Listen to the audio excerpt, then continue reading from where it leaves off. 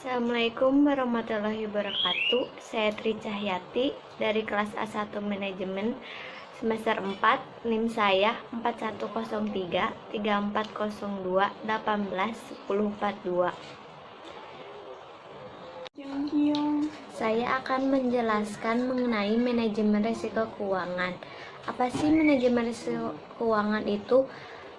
Manajemen risiko keuangan adalah sejauh mana perusahaan bergantung pada pembiayaan eksternal, termasuk pasar modal dan bank, untuk mendukung operasi yang sedang berlangsung.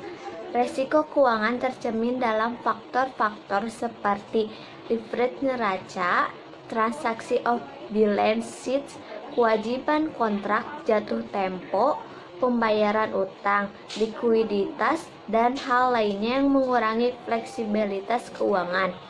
Perusahaan yang mengandalkan pada pihak eksternal untuk pembiayaan beresiko lebih besar daripada yang menggunakan dana sendiri yang dihasilkan secara internal. Adapun tujuan manajemen risiko keuangan. Tujuan utama manajemen risiko keuangan adalah untuk meminimalkan potensi kerugian yang timbul dari perubahan tak terduga dalam harga mata uang, kredit, komoditas, dan ekuitas. Risiko volatilitas harga yang dihadapi pasar ini dikenal sebagai risiko pasar. Risiko pasar terdapat dalam berbagai bentuk. Meskipun fokus terhadap volatilitas harga atau tingkat, akuntan manajemen perlu mempertimbangkan risiko lainnya. Seperti 1. Risiko likuiditas timbul karena tidak semua produk manajemen risiko keuangan dapat diperdagangkan secara bebas. Yang kedua, diskontinuitas pasar mengacu pada risiko bahwa pasar tidak selalu menimbulkan perubahan harga secara bertahap. Yang ketiga, risiko kredit merupakan kemungkinan bahwa pihak lawan dalam kontrak manajemen risiko tidak dapat memenuhi kewajibannya. Yang keempat, risiko regulasi adalah risiko yang timbul karena pihak otoritas publik melarang penggunaan suatu produk keuangan untuk tujuan tertentu. Yang kelima, risiko pajak merupakan risiko bahwa transaksi lindung nilai tertentu tidak dapat memperoleh perlakuan pajak yang diinginkan. Yang keenam, risiko akuntansi adalah peluang bahwa suatu transaksi lindung nilai tidak dapat dicatat sebagai bagian dari transaksi yang hendak dilindungi nilai. Selanjutnya, ada pentingnya manajemen risiko keuangan. Seperti pertumbuhan jasa manajemen risiko yang cepat menunjukkan bahwa manajemen dapat meningkatkan nilai perusahaan dengan mengendalikan risiko keuangan. Jika perusahaan menyamai nilai kini arus kas masa depannya, manajemen potensi risiko yang aktif dapat dibenarkan dalam beberapa alasan, seperti laba yang stabil, mengurangi kemungkinan risiko gagal bayar dan kebangkrutan, atau risiko bahwa laba mungkin tidak dapat menutupi layanan jasa uang kontraktual. Selanjutnya, adanya harapan besar dari investor, pihak-pihak berkepentingan lainnya agar manajer keuangan mampu mengidentifikasi dan mengelola risiko pasar yang dihadapi secara aktif. Selanjutnya ada dampak dari mengelola manajemen risiko. Yang pertama, mengelola manajemen risiko keuangan dapat meningkatkan nilai perusahaan karena investor mengidentifikasi dan mengelola risiko pasar. Yang kedua, stabilitas aliran kas bisa meminimalkan kejutan laba sehingga laba mengurangi risiko. Adapun dampak dari mengelola manajemen risiko. Yang pertama, mengelola manajemen risiko keuangan dapat meningkatkan nilai perusahaan karena investor mengidentifikasi dan mengelola risiko pasar. Yang kedua, stabilitas aliran kas bisa meminimalkan kejutan laba sehingga ekspektasi arus kas naik. Stabilitas laba mengurangi risiko gagal bayar dan kebangkrutan. Yang ketiga, manajemen exposure yang aktif membuat perusahaan bisa konsentrasi pada risiko bisnis utama. Misalnya, seperti perusahaan manufaktur dapat terlindung dari risiko suku bunga, dan mata uang dengan berkonsentrasi pada produksi dan pemasaran. Yang keempat, pemberian pinjaman seperti kredit, karyawan dan pelanggan juga bisa memperoleh manfaat dari manajemen exposure. Selanjutnya ada jenis-jenis resiko keuangan. Di sini ada resiko nilai tukar. Resiko nilai tukar atau resiko mata uang adalah suatu bentuk resiko yang muncul karena perubahan nilai tukar suatu mata uang terhadap mata uang yang lainnya. Suatu perusahaan atau pemodal yang memiliki aktiva atau operasi bisnis lintas negara akan memperoleh resiko ini jika tidak menerapkan lindungan nilai. Selanjutnya, ada resiko suku bunga. Resiko suku bunga adalah resiko yang timbul karena nilai relatif aktiva berbunga seperti pinjaman atau obligasi akan memburuk karena peningkatan suku bunga. Secara umum, jika suku bunga meningkat, harga obligasi berbunga tetap akan turun, demikian juga sebaliknya. Resiko suku bunga umumnya diukur dengan jangka waktu obligasi, teknik paling tua yang sekarang digunakan untuk mengelola resiko suku bunga. Selanjutnya ada resiko likuiditas. Resiko likuiditas adalah resiko yang muncul jika suatu pihak tidak dapat membayar kewajibannya yang jatuh tempo secara tunai meskipun pihak tersebut memiliki aset yang cukup bernilai untuk melunasi kewajibannya. Tapi ketika aset tersebut dikatakan tidak liquid, hal ini bisa terjadi jika pihak pengutang tidak dapat menjual hartanya karena tidak adanya pihak lain di pasar yang berminat membelinya. Hal ini berbeda dengan penurunan drastis harga aktiva karena pada kasus penurunan harga, pasar berpendapat bahwa aktiva tersebut tak ternilai. Tidak adanya pihak yang berminat menukar aktiva kemungkinan hanya disebabkan karena kesulitan mempertemukan kedua belah pihak karena resikonya likuiditas biasanya lebih besar kemungkinan terjadi pada pasar yang baru tumbuh bervolume kecil. Selanjutnya, resiko permodalan. Resiko permodalan adalah resiko yang dihadapi wirausaha berupa kemungkinan tidak mampu menutupi kerugian. Misalnya, jika wirausaha meminjam uang untuk meningkatkan kinerjanya, tetapi tidak mampu resiko pasar secara umum dibagi menjadi dua bentuk, yaitu yang pertama, pasar secara umum. Resiko pasar secara umum disebabkan oleh suatu kebijakan yang dilakukan oleh lembaga terkait dengan mana kebijakan tersebut mampu memberi pengaruh bagi seluruh sektor bisnis.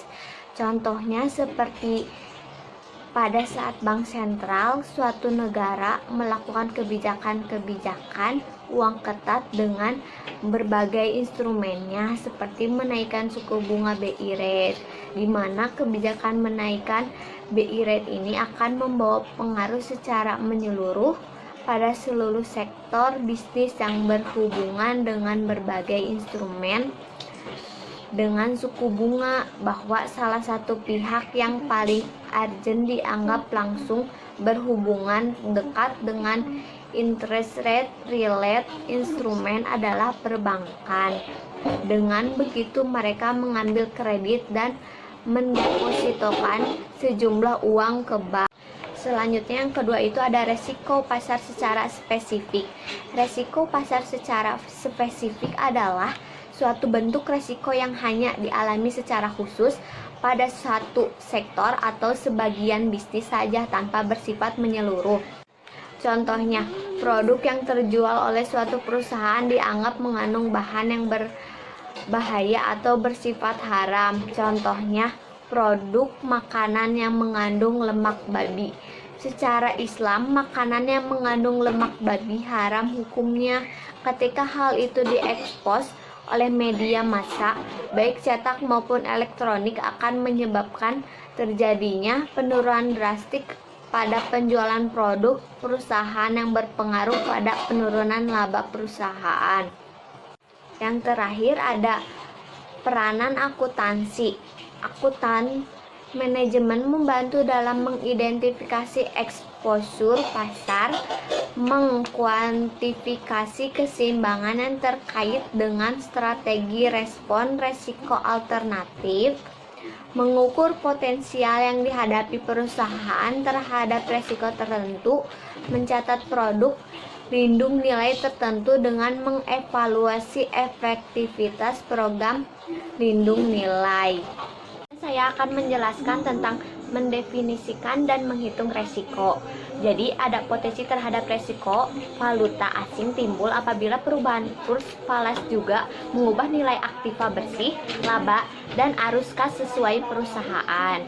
Pengukuran akuntansi tradisional terhadap potensi resiko falas ini berpusat pada dua jenis potensi resiko, yaitu translasi dan transaksi. Yang pertama ada potensi resiko translasi.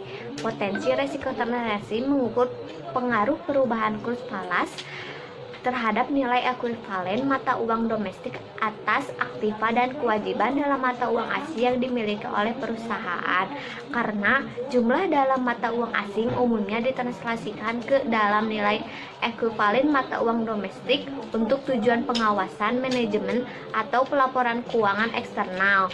Pengaruh translasi ini menimbulkan dampak langsung terhadap laba yang dilaporkan.